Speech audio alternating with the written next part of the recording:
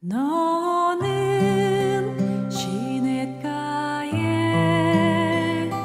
심은 나무라. 하나님의 사랑 안에 믿음 뿌리 내리고 주의 뜻대로 항상 살리라.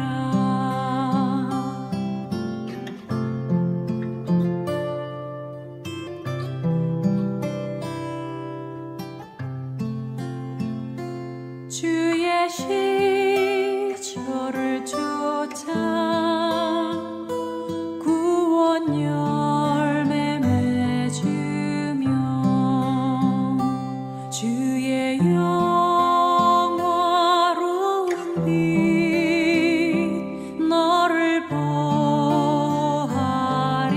보하리니 주의 뜻대로 항상 살리라.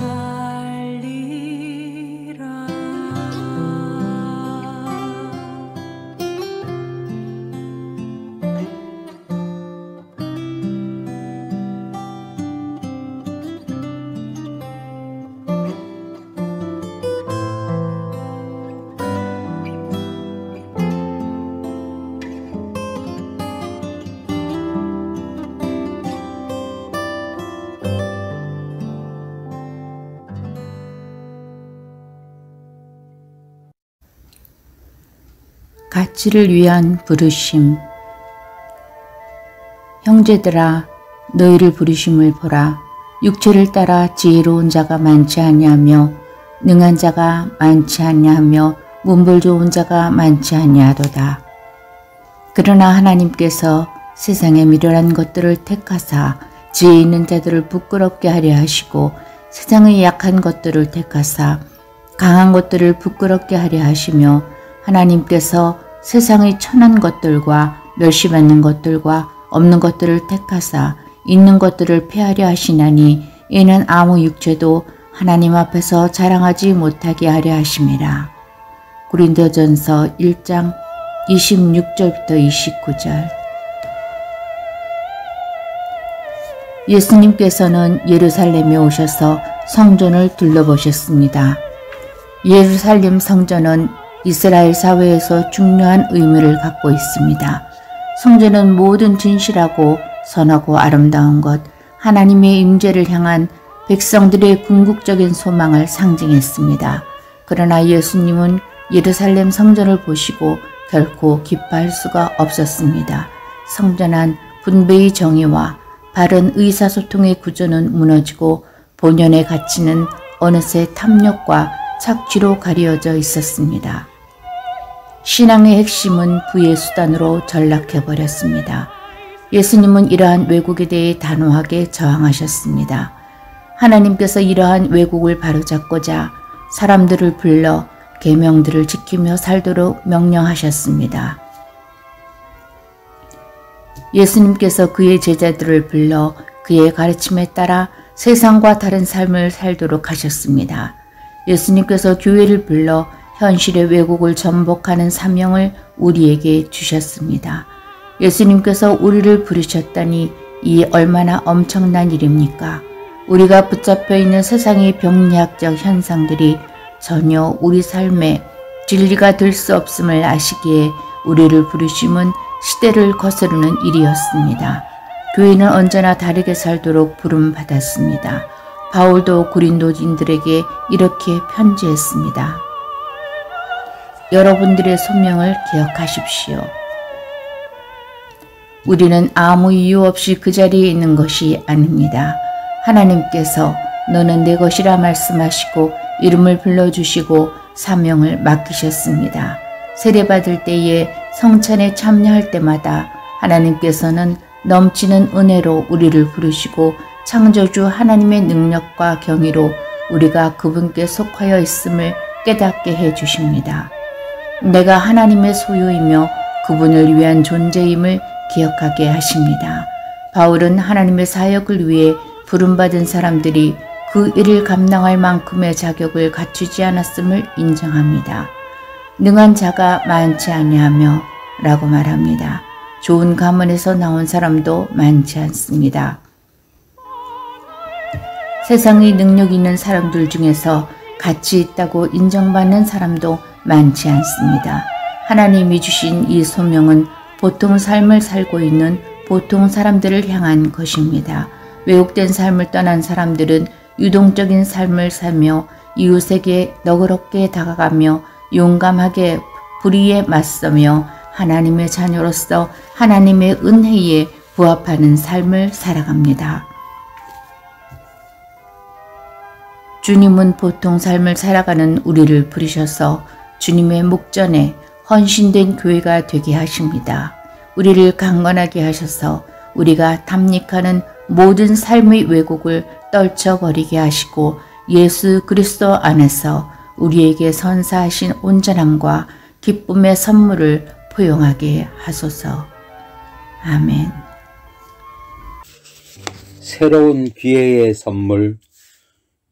그들이 다시는 각기 이웃과 형제를 가르쳐 이르기를 너는 여호와를 알라 하지 아니하리니 이는 작은 자로부터 큰 자까지 다 나를 알기 때문이라.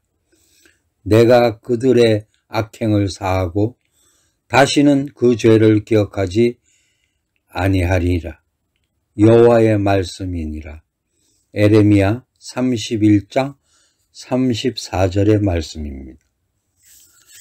하나님께서 잊으신 것을 우리가 더 이상 기억할 필요는 없습니다.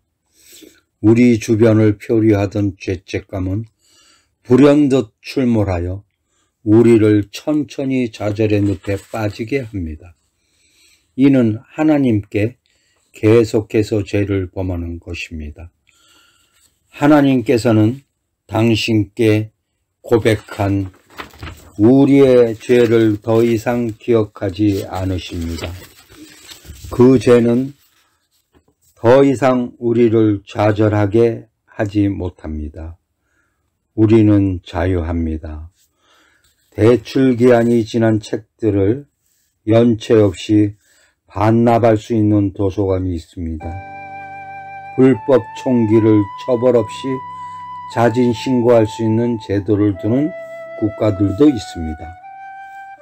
그러나 우리가 범한 연체와 불법 총기 소지에 대해 사면을 받을 때까지 우리는 그 사실을 숨겨야 합니다.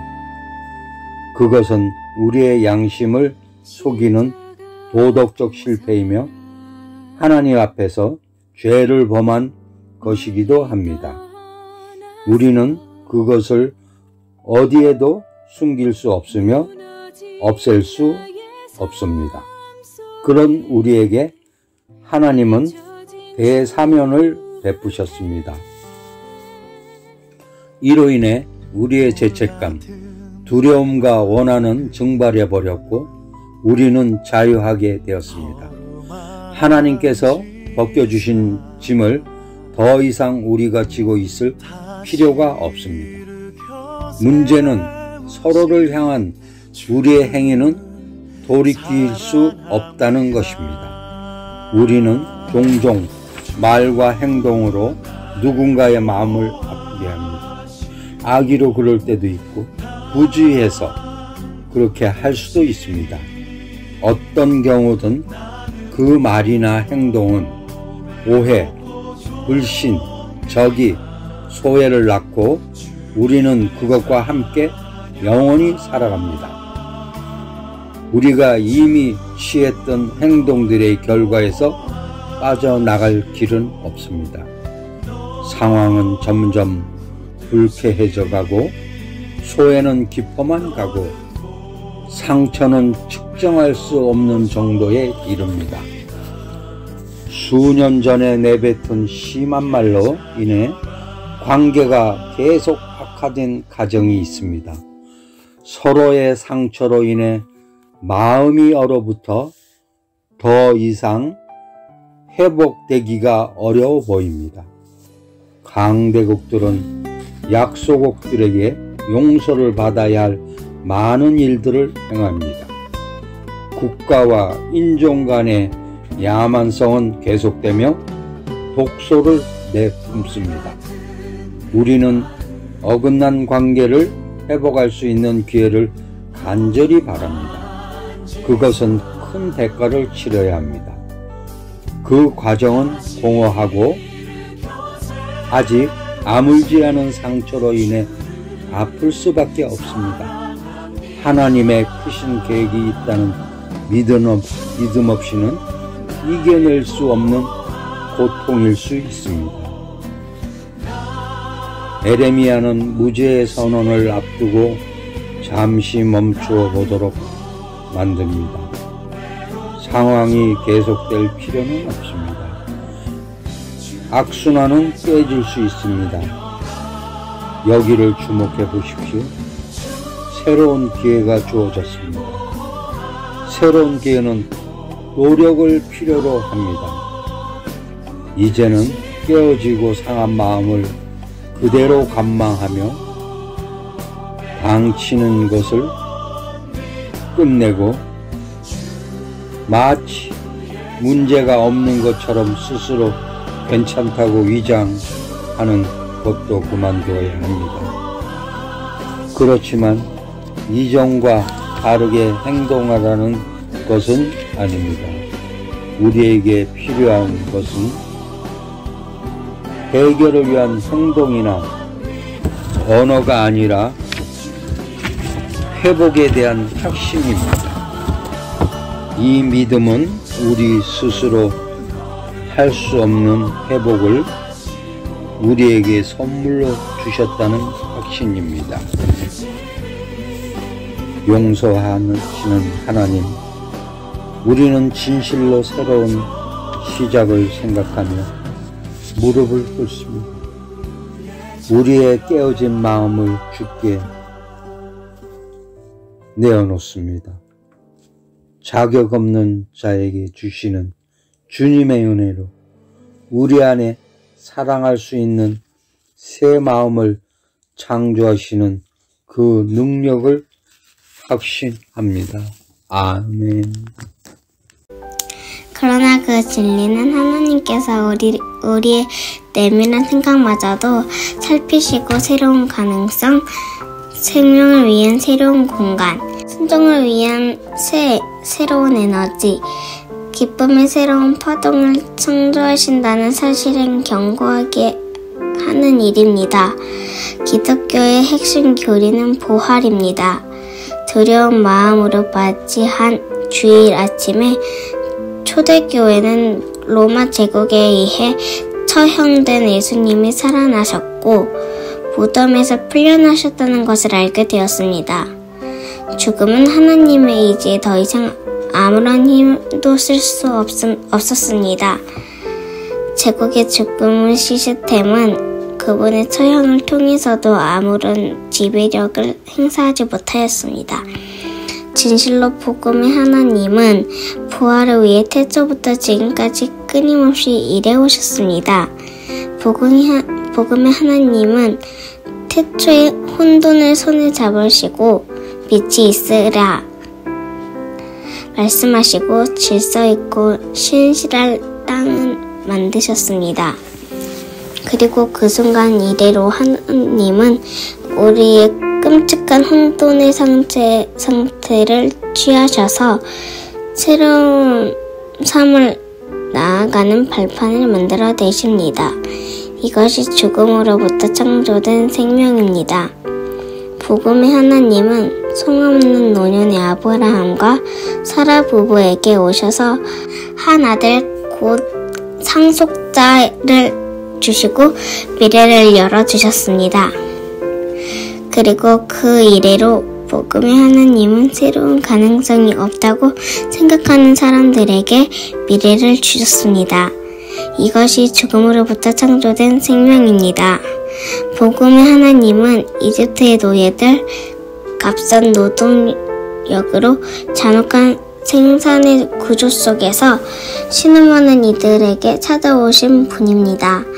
착취 속에서 신음하는 그들의 소리를 들으시고 그들의 고통받는 모습을 보시고 내려오셔서 그들을 구원하셨습니다. 그리고 그 멋진 순간 이래로 해방의 하나님은 착취받는 모든 사람들의 부르짖음을 들으시고 값싼 노동력과 착취를 가능하게 하는 시스템을 붕괴시키셔서 사람들을 자유롭게 놀이하고 춤출 수 있게 하십니다. 이것이 죽음으로부터 창조된 생명입니다. 이것이 사순절의 드라마입니다.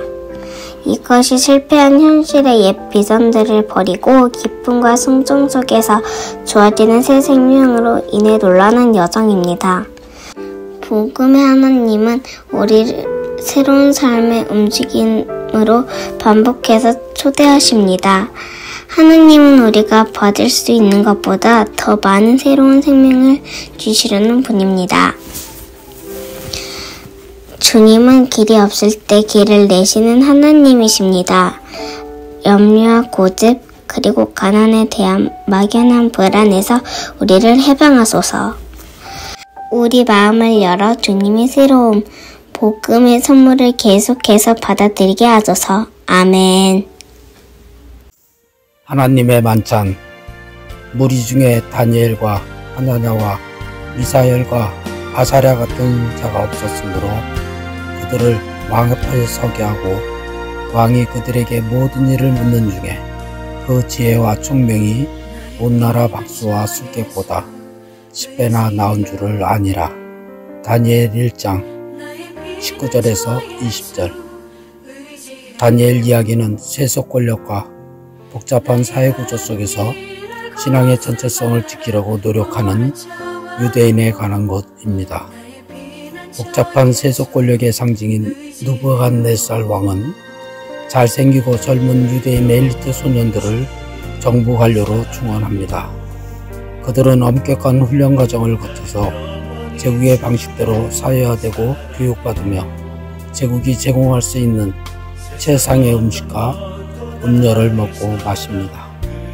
그러나 다니엘은 신앙으로 깨어 있었습니다. 자신의 신앙을 지키기 위해 유대인의 정체성을 잠식하는 제국의 성찬을 거부했습니다. 참으로 그것들이 그를 더럽히고 그의 신앙의 순수성을 훼손하리라고 여겼습니다. 다니엘이 자신은 그러한 쓰레기 같은 음식을 먹지 않겠노라고 선언했을 때 감독관이 말을 했습니다. 내가 그렇게 해서 최초해 보이면 내가 순응하지 않은 대가로 내가 벌을 받을 것이다. 그러나 다니엘은 그에게 간청을 했습니다. 10일 동안 오직 채소만 먹고 물만 마시게 해 보십시오.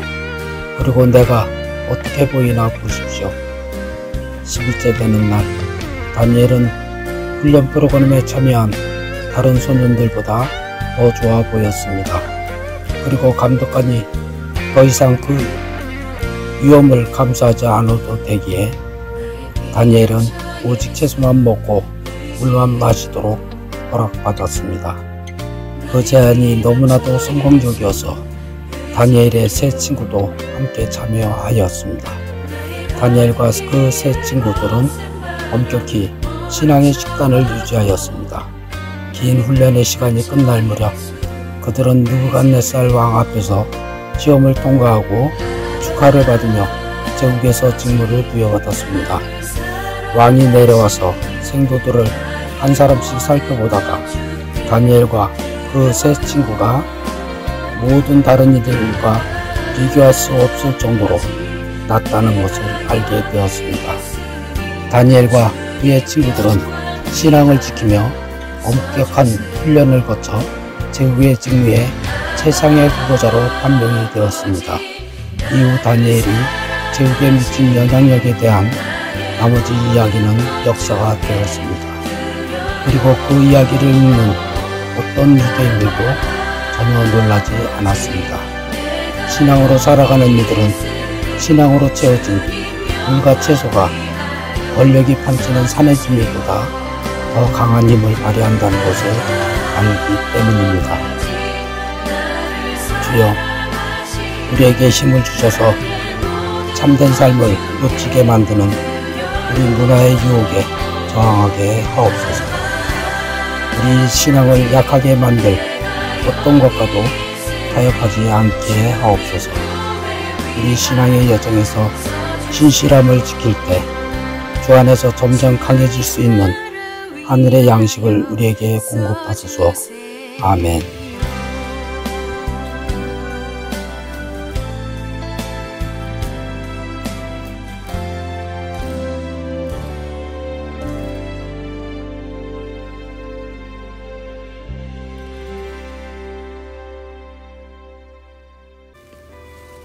감추어진 세계.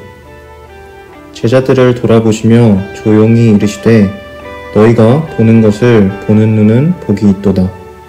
내가 너희에게 말하노니 많은 선지자와 임금이 너희가 보는 바를 보고자 하였으되 보지 못하였으며 너희가 듣는 바를 듣고자 하였으되 듣지 못하였느니라. 누가복음 10장 23절에서 24절 말씀입니다. 만일 제자들에게 왕과 선지자들이 놓친 그 무엇을 예수님에게서 보았냐고 물을 수 있다면 우리는 예수님께 한 걸음 더 나아갈 수 있습니다. 그 질문의 답은 십자가의 능력입니다. 그것이야말로 예수님의 수수께끼 같은 진술이 최종적으로 우리에게 말하고자 하는 바입니다. 예수님에 관한 진리, 능력, 그리고 변혁적인 모든 것이 십자가에서 드러납니다.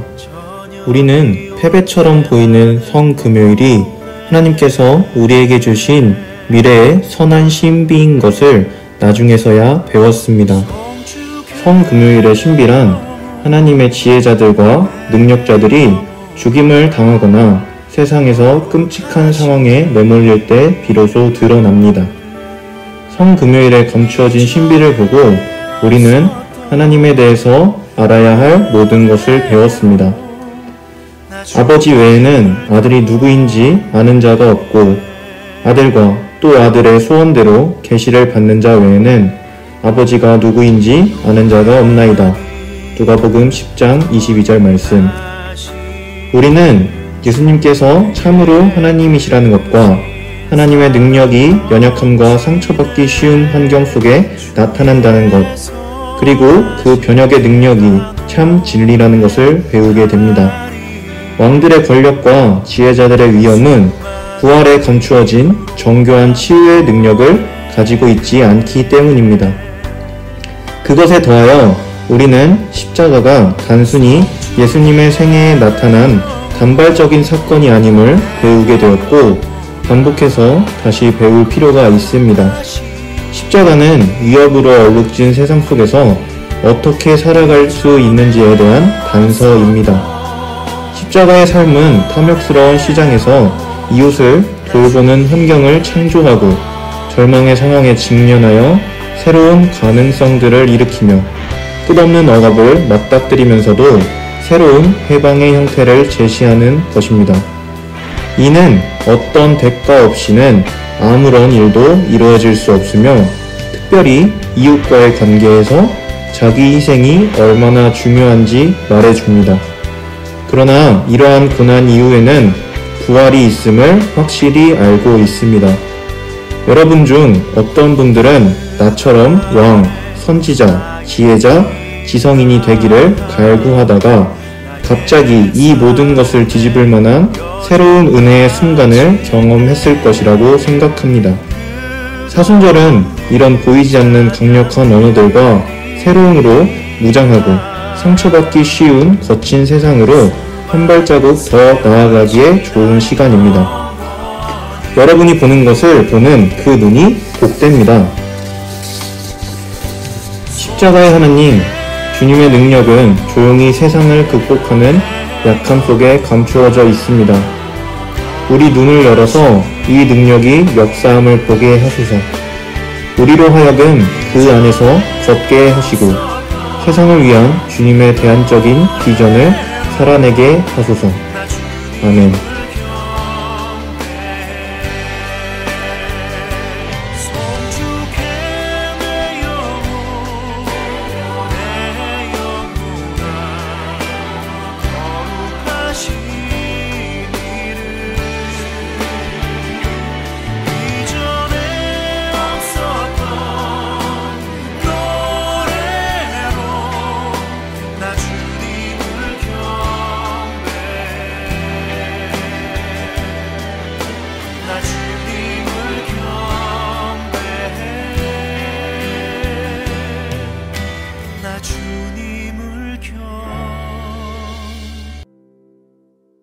위대한 예스.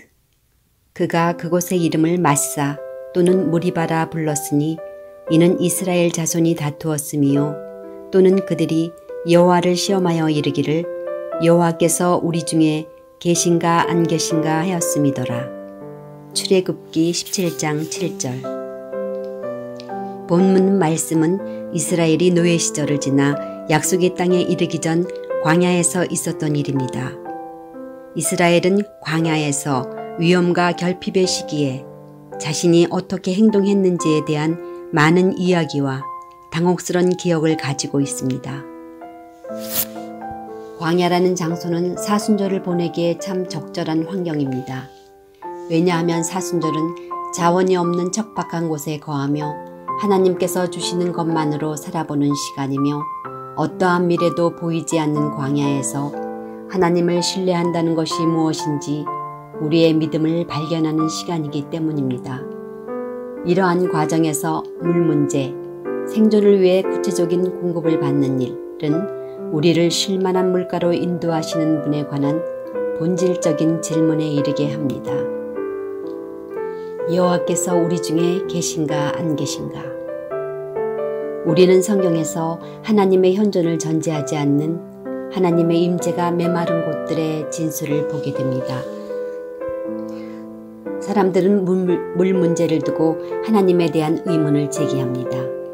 왜냐하면 그들이 절실한 상황 속에서 하나님의 부재를 직면하고 다른 대안은 없음을 알고 있기 때문입니다. 하나님께서는 모세를 통해 이스라엘의 불안을 해결해 주십니다. 하나님은 이스라엘의 부르짖음을 들으십니다. 하나님께서는 결정적인 순간에 응답하십니다. 하나님께서는 물을 내십니다. 하나님께서 생명수를 주십니다. 그리고 하나님께서 생명수를 주실 때 이스라엘의 시면의 질문이 응답됩니다. 맞습니다. 주께서 우리 중에 계십니다. 맞습니다. 하나님은 광야를 생명의 경기장으로 바꾸실 능력이 있습니다. 맞습니다. 하나님께서는 신뢰할 만하십니다. 맞습니다. 하나님께서는 신실하십니다. 맞습니다. 하나님께서는 부족하고 불안한 상황을 생명으로 채우시는 근원이십니다. 본문 말씀은 우리가 성금요일 다음 부활절을 설명하지 않는 것처럼 사순절 이후 안녕에 대해서도 설명하지 않습니다. 왜냐하면 우리가 하나님, 곧 모든 상황과 위급한 형편을 붙드시고 모든 가능성과 필요와 선물들을 당신의 손안에 붙잡으시고 또한 그것을 기꺼이 우리에게 주시겠다고 말씀하시는 분을 바라보기 때문입니다. 또한 막막한 세상에서도 안녕을 창조하시는 하나님의 설명할 수 없는 능력을 보게 됩니다.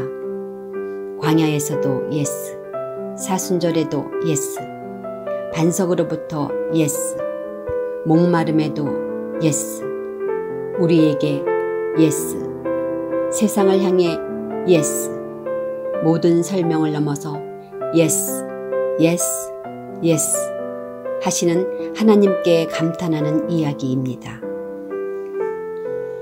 예스라고 말씀하시는 하나님, 주께서는 계속하여 주의 신실하심을 보이십니다. 궁핍하고 불모의 광야에서 주께서는 우리 필요를 아시고 그것을 채워주십니다. 우리의 여정을 따라 우리 정신과 마음을 여시어서 주를 전적으로 신뢰하게 하소서. 아멘.